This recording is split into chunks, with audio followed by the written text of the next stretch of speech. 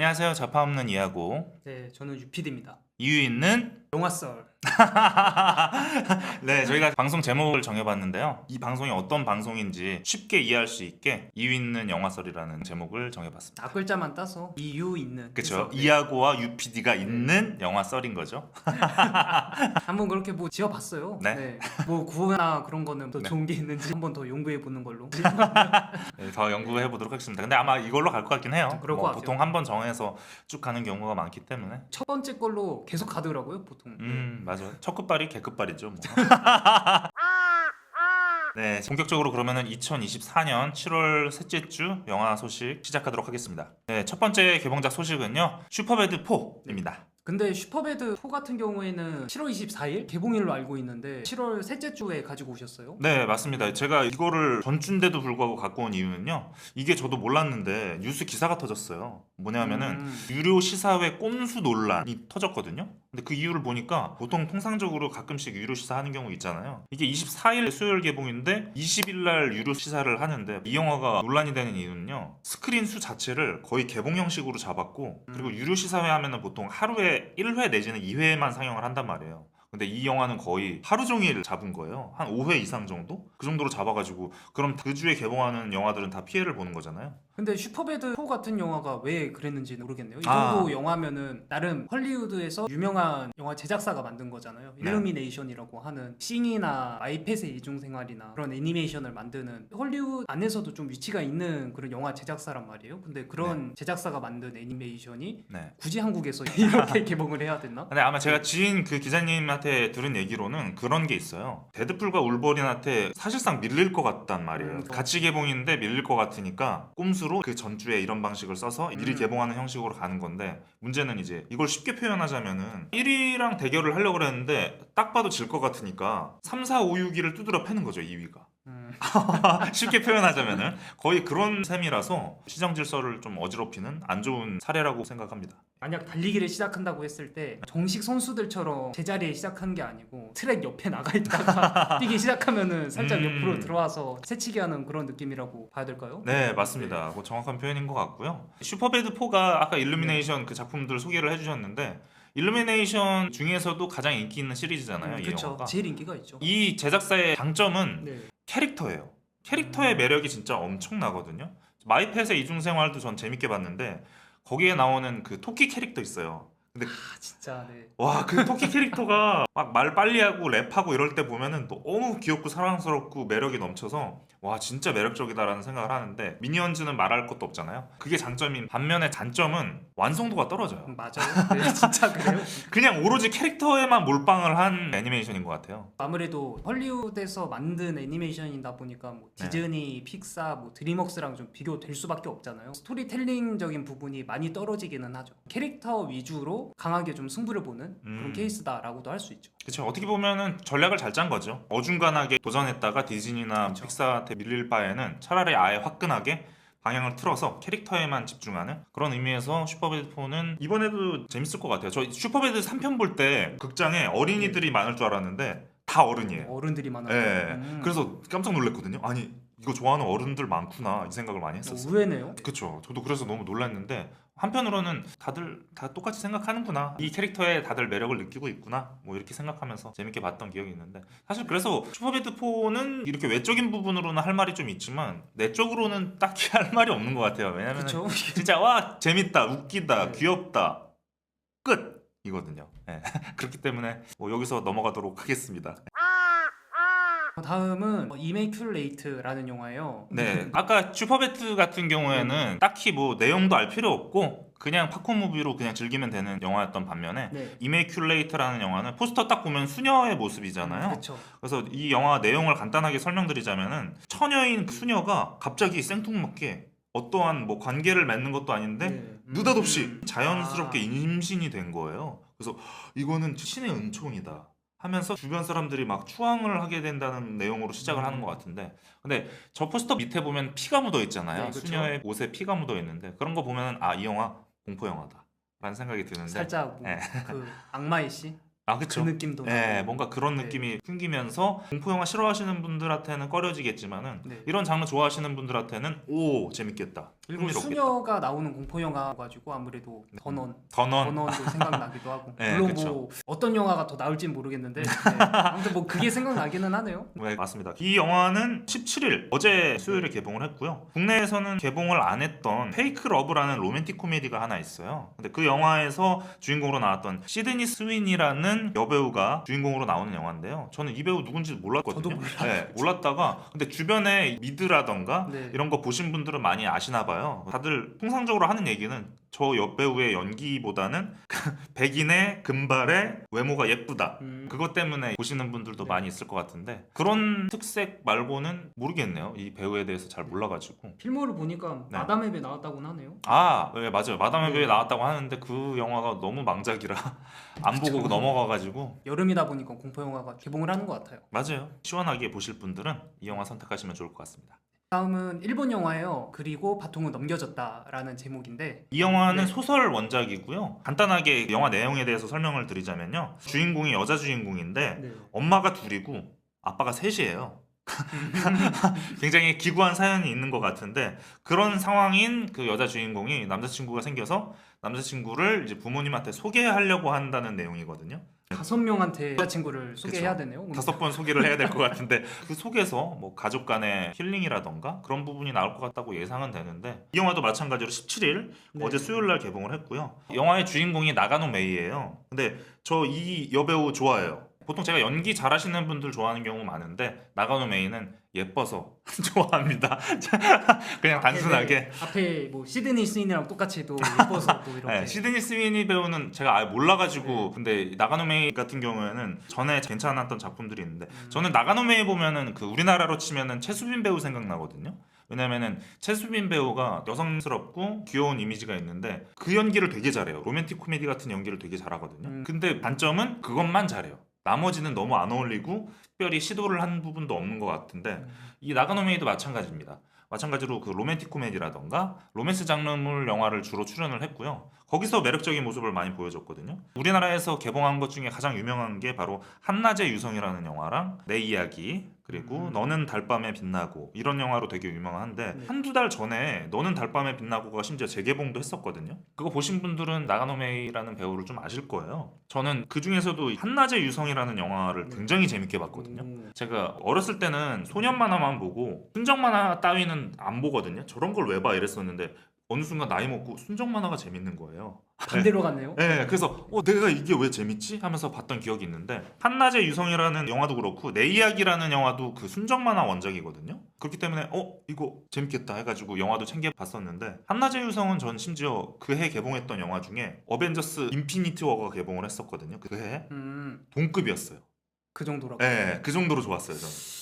아니 물론 안 봐서 얘기는 못하겠지만 그 해에 더 좋았던 영화들이 분명 많았을 텐데 네. 왜 하필 왜 하필이냐면요. 물론 완성도로만 따지면은 그렇게까지 훌륭한 영화는 아니에요. 한낮의 유성이. 마치 길티 플레저라고 하잖아요. 막 내가 이게 이거 뭔가 죄 짓는 뭔가 듯한 기분이 들지만 너무 좋다. 취향을 건드리는 뭔가 네, 있었나 봐요. 취향을 건드리는 게 있었는데 한낮의 유성을 쉽게 표현하자면 한국 버전으로 치자면은 늑대의 유혹이에요.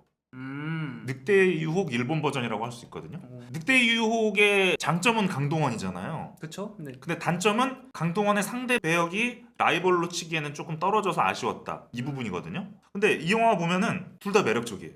어떤 내용이냐면은 삼각관계. 삼각관계인데 네.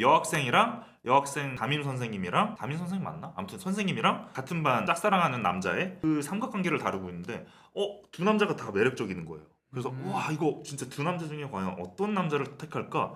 그래서 막 아슬아슬 줄타기 하는 모습이 나와요. 그러면서 마지막에 최종 선택을 하는 건데 그 부분이 너무 달달하고 심쿵하게 살짝 되고 연애 예능 같은 그런 느낌인가요? 네, 막 그런 느낌도 받고 영화적으로도 굉장히 그거를 긴장감을 잘 살렸고 제가 진짜 순정 만화에 푹 빠져서 보게 된 그런 느낌으로 재밌게 봤던 영화입니다. 그 배우가 또 새로운 영화로 주인공으로 나온 영화라서 그리고 바통은 넘겨줬다? 이거 저 기대하고 있습니다. 일본 영화가 좀 조용한 스타일의 그 섬세한 감정들을 잘 보여주는 영화들이 많기 때문에 그런 영화 좋아하시는 분들한테는 그리고 바통은 넘겨줬다 추천드립니다.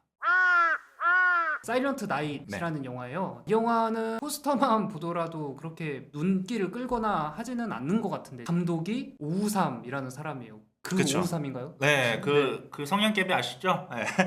영웅본색으로 유명한 그 오우삼 감독 신작인데, 근데 이거 신작이라고 하기 민망할 정도로 좀 오래되긴 했어요. 왜냐면은 원래는 이 영화가 한국에서 4월에 개봉을 하려다가 네. 이제서야 개봉을 하는 거거든요. 음. 보통 이렇게 딜레이가 되는 데는 작품이 완성도가 떨어지는 경우가 좀 있어요. 그렇기 때문에 아무래도 이 영화의 완성도가 뛰어날 것 같지 않다는 생각이 들긴 합니다만, 어쨌든 보통 액션 영화를 완성도보다는 그냥 빵빵 터지는 맛으로 보는 경향이 많이 있는데, 그런 류의 영화라고 보시면 될 것 같아요. 주인공도 사실 그렇게까지 유명한 배우는 아니거든요. 조엘 키나만이라고 더 수어사이드 스쿼드에서 그 네, 거기에 형사 나왔죠. 캐릭터였나? 약간 군인으로. 네, 네. 군인으로 나와서 그 집단을 이끄는 리더 같은 형식으로 나왔던 것 같은데, 이 사일런트 나잇 영화 내용이 간단해요. 갱단한테 아들을 잃었어요. 그 남자가 복수를 한다는 내용. 뻔하잖아요. 사실 액션 영화 보면은 다 리암 니슨의 테이큰이 가장 유명한데 거의 다 거기서 연계된 내용이 많은 것 같아요. 뭐 영화 다 봤네요. 그냥.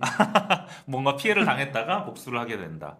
근데 그 상대가 다 무슨 갱단이라던가 마피아, 조폭 뭐 이런 경우가 많죠. 우상 감독이 되게 저 옛날 사람으로 기억이 되고 있는데 네. 이렇게 2024년에 신작을 냈다고 하니까 되게 조금 낯서네요. 너무 옛날 느낌이 많이 나가지고 딱히 이제 더 얘기할 게 없어서 다음으로 넘어가도록 네, 하겠습니다.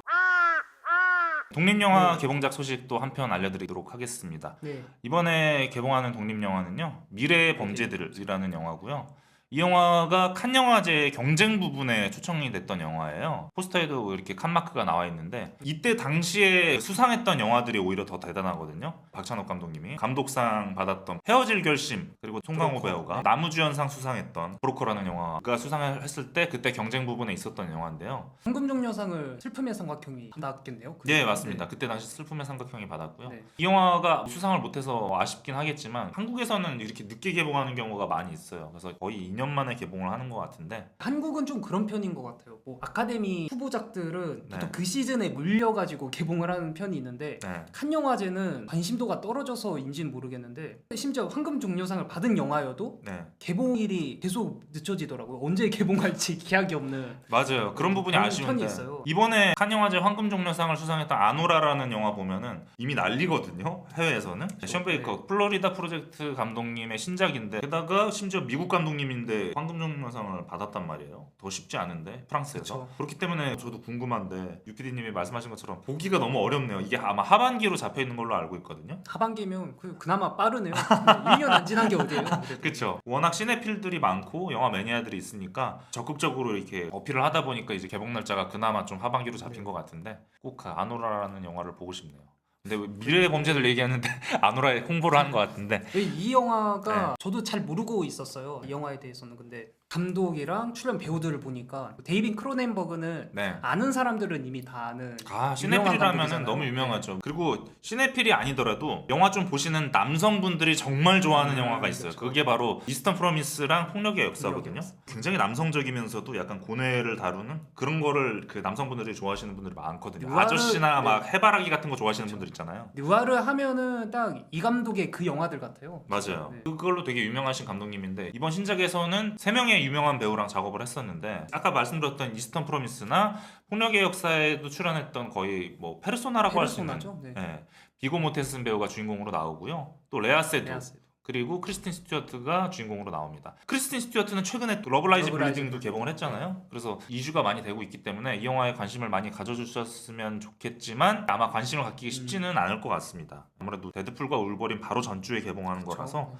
보실 분들은 빨리 챙겨보시는 거를 추천드립니다. 데이비드 크로넨버그 영화가 어두운 면도 있고 네. 어떤 영화들은 컬트적이라고 해야 되나? 괴기스럽게 연출되는 영화들도 많잖아요. 걱정되는 부분? 네. 좀 그런 부분도 있죠. 걱정되는 네. 부분이 아마 그 부분이 있을 거예요. 이 영화 너무 난해하거나 어려우면 어떡하지? 이렇게 생각하시는 분들이 있을 수 네, 있는데, 그렇죠. 미리 말씀드리지만 난해하다고 합니다. 그럴 것 같아요. 네, 그래서 간단하게 이 영화 내용에 대해서 설명을 드리자면요. 디스토피아 미래. 네. 보통 이제 디스토피아 하면 무슨 뜻인지 모르시는 분들도 있을 수 있기 때문에 설명드리자면은, 유토피아라는 말 많이 하잖아요. 유토피아는 되게 내가 꿈에 그리던 세상, 이상향 세상, 긍정적인 의미의 세상인데, 반대로 좀 어둠의 세상, 비관적이고 부정적인 세상을 그리는 게 디스토피아인데, 그 디스토피아 미래에 장기를 훼손시키는 퍼포먼스로 인기를 끌고 있는 남자가 있어요. 근데 그 남자가 몸이 쇠약해진 거를 느껴가지고 본인 생애 마지막 퍼포먼스를 준비하게 된다는 그런 내용인데요. 이것만 들어도 내용이 뭔가 확 네. 와닿진 않죠? 특이한 설정이네요. 거기서 이제 장기 회선 퍼포먼스 주인공으로 나오는 게 비고 몬테슨이고 거기에 옆에 도와주는 동료로 나오는 게 레아 세두. 그 남자를 약간 팬처럼 생각하는 사람이 크리스틴 스튜어트로 나온다고 하니까요. 이 영화 또 궁금하신 분들은 또 챙겨 보시길 추천드리겠습니다. 박스오피스 소식을 한번 살펴보려고 해요. 7월 17일 기준인데요. 명탐정 코난이 1위예요. 명탐정 코난은 아까 슈퍼배드 말씀드렸는데 네. 그거랑 약간 전략이 비슷한 것 같아요. 초반에 이렇게 확 관객수를 높이고 그다음에 싹 빠지는 거죠. 그런 전략으로 가는 것 같아요. 매니아 중심이죠. 네. 아무래도. 그래서 뭐 정기적으로 찾아오는 이벤트라고 해야 되나? 그렇게 보시면 될 것 같고요. 그 다음에 탈주 148만. 탈주 같은 경우는 저는 이 흥행 소식을 듣고 되게 기쁘게 생각합니다. 저번 주 박스오피스 기준으로 좌석 점유율이 1위예요. 그 정도로 이미 핸섬 가이즈는 제쳤고 이제 하이제킹을 거의 다 따라잡은 상황이거든요. 개인적으로 이종필 감독의 신작 응원했는데 이재은 배우 응원했는데 잘 되고 있다는 소식을 듣고 뿌듯하게 생각을 하고 있습니다. 탈주도 저도 한번 봤었는데 여운이 제일 남았던 게 탈주 같아요. 괜찮게 느껴지더라고요. 좋게 보셨구나. 탈주도 호불호가 많이 갈리는데 UPD님도 그렇고 저도 그렇고 좋게 봐서 다행이라는 생각이 듭니다. 인사이드 아웃은 774만. 저번 주 박스오피스에서 드디어 드롭률이 좀 세졌어요. 그래서 이제 힘이 다 떨어져 가는구나라는 생각이 드는데 아마 그 예상 추정치로 보면은 850만 정도에서 멈출 것 같다는 얘기를 들었거든요. 그래서 그 정도 가지 않을까라는 생각이 듭니다. 그래요? 800만 좀 안 되게 끝날 것 같다는 느낌이 있네요. 저는 그래요? 다음 주엔 데드풀과 울버린이 또 개봉을 해서 800만까지는 좀 힘들지 않을까라는 생각이 좀 드네요. 뭐 그럴 수도 있죠. 인사이드 아웃 2는 늘 감정들 캐릭터 비중 배분을 잘 못하는 부분이 아쉬운데 다음 속편이 만약에 나온다면은 토심이랑 불업이랑 따분이 캐릭터 비중 좀 늘려줬으면 좋겠다는 생각을 합니다. 따분이 캐릭터 같은 경우는 저는 마치 엑스맨으로 비유하자면 퀵실버 같은 느낌이 있거든요. 뭔가 비밀병기, 신스틸러 같은 느낌이 있는데 너무 비중이 적으니까 매력이 좀 잘 안 살았다는 느낌이 있는데 심지어 따분이라는 캐릭터가 쓰는 언어가 프랑스어잖아요. 네, 그렇죠. 네, 그런 부분도 흥미롭고 재밌었는데 나중에 이제 속편이 나오게 된다면 다른 감정들 비중도 많이 늘려주셨으면 좋겠다는 생각이 듭니다. 말씀하셨던 것처럼 따분이 캐릭터는 감초 같은 캐릭터 같아요. 은근히 무심하게 해결책을 제시하고 하잖아요. 이거 그쵸. 이렇게 하면 되잖아 하면서. 네, 울랄라 네. 이러면서. 다음 편이 몇 년 뒤에 나올지는 모르겠지만 아마 여기에 플러스해서 더 감정들이 나오겠죠, 분명히. 그쵸, 그렇겠죠. 또 그래서, 어떤 새로운 네. 감정이 나올지도 궁금합니다. 그래서 이 시리즈가 우려가 되는 점이 그거예요.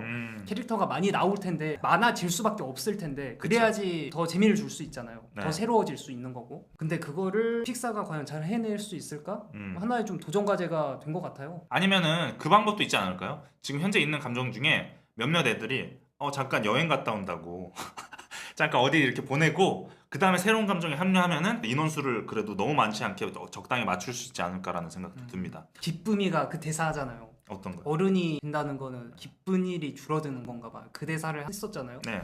그걸 약간 좀 영화에 녹여내지 않을까. 그것도 괜찮을 것 같아요. 진짜 기쁨이 캐릭터가 갑자기 잠깐 어떻게 빠져있는 상황이 생긴 다음에 막 다른 감정들로 이렇게 제가 아까 말씀드렸던 저 소심이나 따분이 뭐 불업이 이 캐릭터들의 비중이 확 늘어나면서 막 펼쳐지다가 마지막에 이렇게 정점으로 딱 찍게 기쁨이가 탁 돌아오는 거죠. 그러면 뭔가 하면서 또 수많은 관객들이 또 감동을. 그 다음이 탈출이라는 영화인데 지난주에 개봉을 했는데 저희가 뭐 보지는 못해가지고 그쵸. 얘기는 못했었어요. 근데 네. 이번에 보고 왔습니다. 네, 마침 공교롭게도 저희 둘 다 보고 왔습니다. 보고 왔는데 어땠나요? 단도직입적으로. 영화가 굉장히 후졌어요. 네. 간단하게 말씀드려서 너무 후졌고 제가 하이제킹에 대한 평을 쓸 때 별점을 별 5개 만점에 네. 최하점이 별 반 개를 줬어요. 근데 그렇게까지? 근데 탈출을 봤는데 심지어 고 이성균 배우의 마지막 유작 중에 하나라서 굉장히 더 애틋하게 보긴 봤어요. 그러면 또 별 반 개를 드리고 싶습니다. 왜냐하면 그렇게 해도 제 별점을 바꾸는데 영향을 끼칠 수는 없었던 것 같고요. 이 영화에 대해 할 말이 굉장히 많은데 그 중에서 저번 방송 때 제가 그 말씀 드렸잖아요. 덱스터 스튜디오라서 김용화 감독님의 입김이 들어가지 않았을까라는 말씀을 드렸는데 실제로 제작에 김용화 감독님이 참여하신 것뿐만 네. 아니라 엔딩 크레딧 자막 나오더라고요. 올라가는 거 보니까 각본에 김용화 감독님이 있는 거예요.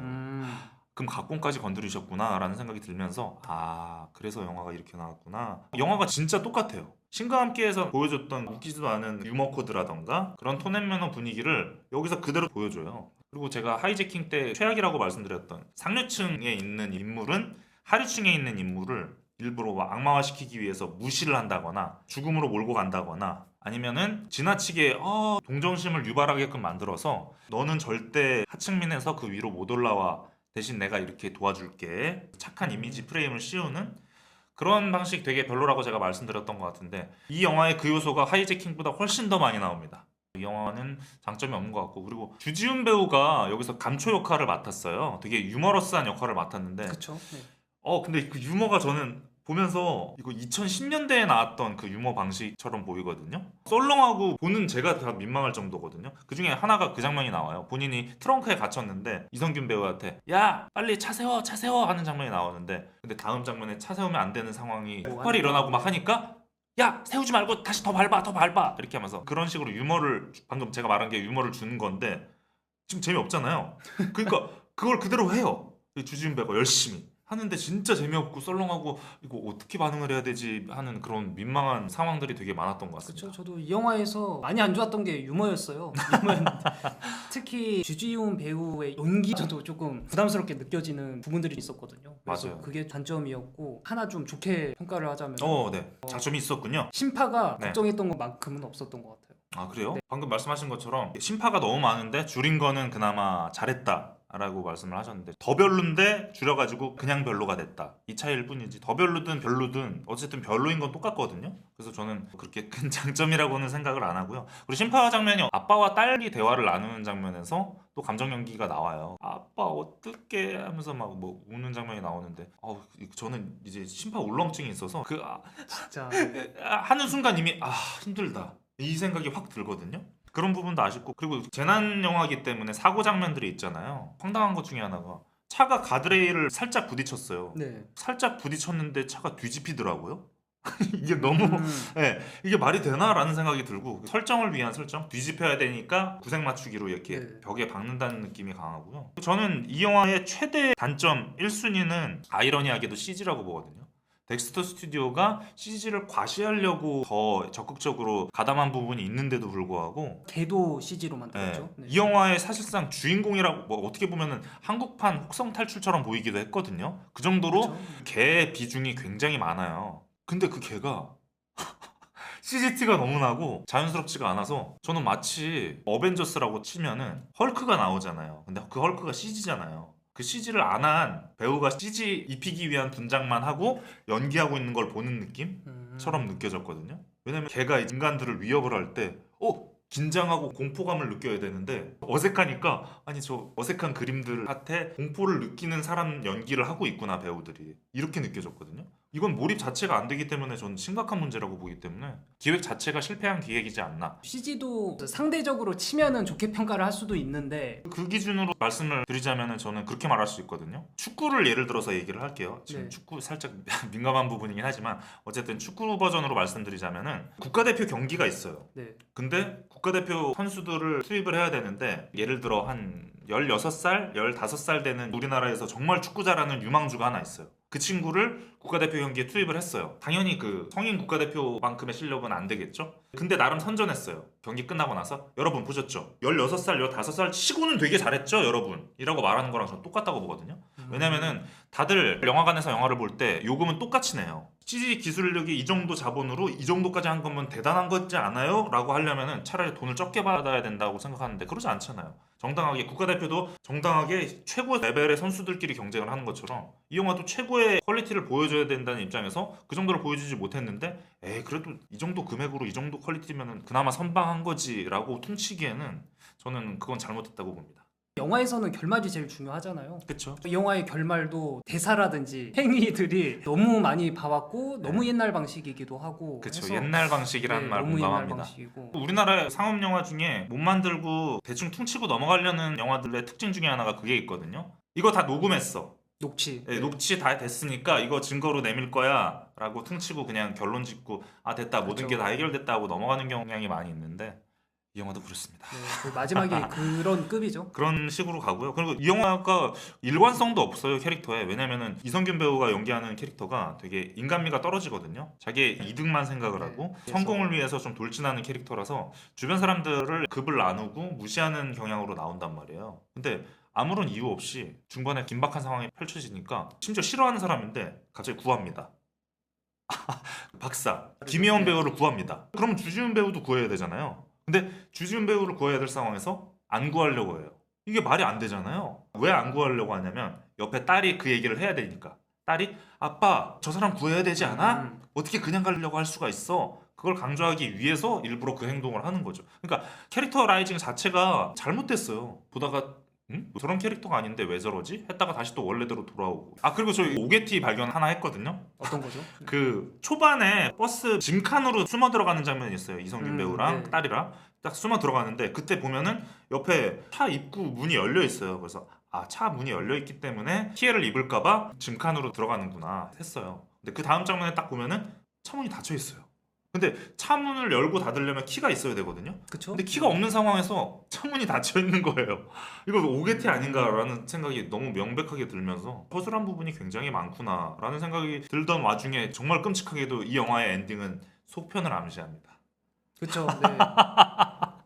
끝날 때까진 끝난 게 아니에요. 네, 예. 그래서 아 이 영화의 최대 반전이자 이 영화가 공포 장르인 이유가 거기서 나오는구나라는 생각이 들었습니다. 원래 본편을 잘 만들고 잘 되면 속편을 만드는 건데 미리부터 속편을 생각한다는 것 자체가 어떻게 보면은 좀 꼼수처럼 느껴지는 부분도 있죠. 이거 말고 좋은 영화 많으니까 다른 영화 보시기를 좀 권해드립니다.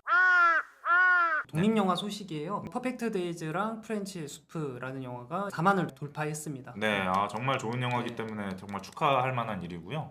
저는 두 영화를 다 봤는데 저번 방송 때 퍼펙트 데이즈에 대한 이야기를 많이 했고 프렌치 스프에 대한 얘기도 많이 했었는데 유피디님은 보셨나요 혹시? 네, 두 편 다 봤고요. 네. 보셨군요. 어떠셨나요? 퍼펙트 데이즈 같은 경우에는 예전 방송에도 말했었지만 일상 그 자체를 다루는데도 불구하고 감정적으로 좀 동하게 되는 그런 면이 있었던 것 같고 또 야쿠쇼 코지 연기가 워낙에 대단했으니까 그걸 보는 매력이 있었죠. 프렌치 수프 같은 경우에는 음식을 다룬 영화잖아요. 음식 만드는 과정을 통해서 성장하는 과정도 있고 또 감정적으로 교류하는 과정도 있잖아요. 그게 많이 돋보였던 영화라는 생각이 듭니다. 그리고 보면서 제가 이 영화를 공복 상태로 봤어요. 밥을 안 아이고. 먹고 봤는데 아이고 그런 실수를. 너무 힘들더라고요.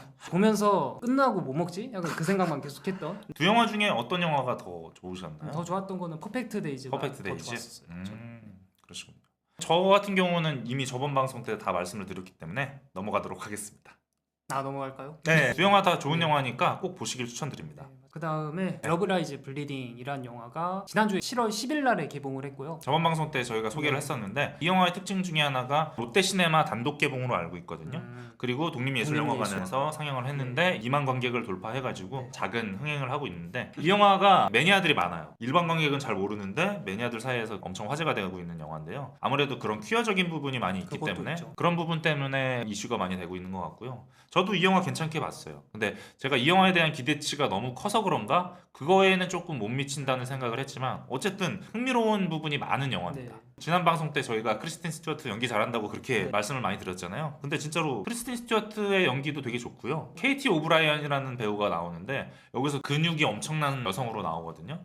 근데 이 영화의 매력 중에 하나가 근육이 엄청난 여성이라는 점이에요. 왜냐면 영화 속에서 보통 근육 하면은 남자가 근육을 과시하거나 네. 그런 캐릭터로 나온 경우가 많았는데 여자가 근육을 과시하는 캐릭터로 나온 적이 거의 없는 걸로 알고 있거든요. 근데 이 영화에서 그런 부분을 이제 케이티 오브라이언이라는 배우가 보여주는데 와 진짜 허벅지 근육이랑 팔뚝 근육 보면은 저걸 만들기 위해서 엄청 노력했겠구나라는 생각이 들 정도로 머슬이 대단합니다. 육체미가 좀 돋보이게 연출을 하지 않았을까 싶어요. 그것 네. 때문에 좀 성적인 매력이 돋보이게 하는 그런 장면들이 되게 많을 것 같다라는 생각이 드네요. 이 영화 같은 경우는 제가 별점으로 따지자면 별 3개 반을 줬거든요. 후기를 어떻게 썼냐면 네. 바디, 머슬, 아드레날린이라는 소재의 주사기를 여성의 고민과 시선에 주입하여 흥미를 폭발시키려는 찰나에 끼어든 익숙한 소동극이라고 적었거든요. 근데 왜 그렇게 적었냐면 이 영화가 그 퀴어적인 부분도 그렇고 네. 아까 제가 말했던 그런 여성인데도 불구하고 아드레날린, 근육, 막 몸 이런 거를 흥미롭게 결합을 시켜서 매력적인 전개로 흘러가요. 네. 근데 한 가지 아쉬운 부분이 익숙한 소동극이거든요. 기존 영화에서 많이 봐왔던 익숙한 네. 소동극이 중간에 펼쳐지는데 그 부분이 오히려 좀 더 크게 부각이 되니까 네. 방금 전에 말씀드렸던 그런 흥미로운 부분들이 줄어든다는 느낌을 많이 받았기 때문에 그 부분이 좀 아쉽긴 하지만 퀴어 영화로서도 되게 좋고요. 흥미로운 설정이라는 부분에서도 좋기 때문에 이 영화 꼭 보시길 추천드립니다. 저도 굉장히 기대하는 영화예요. 많은 사람들이 봤으면 좋겠네요. 네. 지금 시간이 다 돼서 네, 오늘은 여기서 마무리해야 될 것 같습니다. 저희는 뭐 다음 주에 다른 소식으로 찾아뵙도록 하겠습니다. 네. 오늘 또 시청해 주셔서 감사하고요. 다음 방송도 기대 많이 해주시길 바라겠습니다. 네. 감사합니다. 감사합니다.